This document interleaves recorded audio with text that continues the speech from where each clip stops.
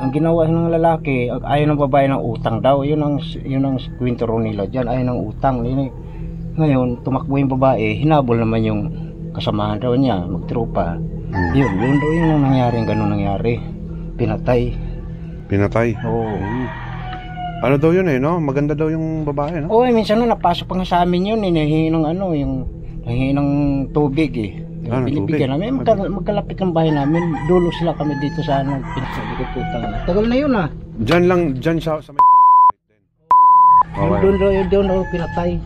Doon sa pinatay? Oo, doon sa pinatay kasi ayaw ng babaeng utang. Ayaw ng utang. Si sir na yung yung nagkwento na magtropa pala yon dahil sa utang.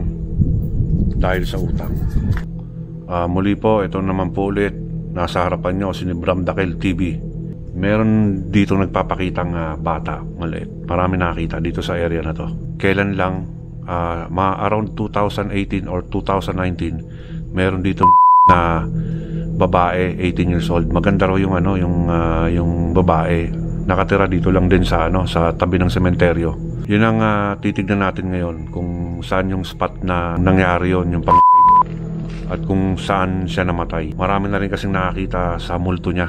Nagpapakita siya, nagpaparamdam sa mga dumadaan dito, lalo pag 10 oras ng gabi. Yan kuya, yan. Ito, gilid lang ulit, dilaw na yan kuya, dyan lang. Sigurado ako galing kanina. Dito ka ba galing kanina? Nilalabig ako boy.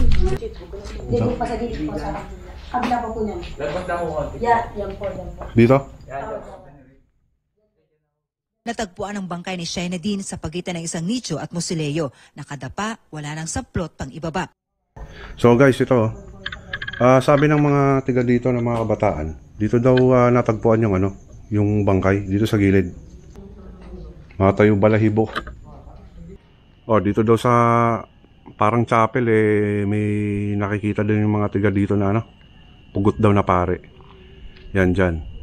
Buti nga sarado. Kahit sang sulok may mga may mga panabong na manok Yan, katulad niyan. Kumbaga parang hindi natin malaman kung yung galing sa manok yung yung mga tunog. Kasi may mga naririnig na ako na na kalabugan, pero hindi ko na i-count yun as paranormal.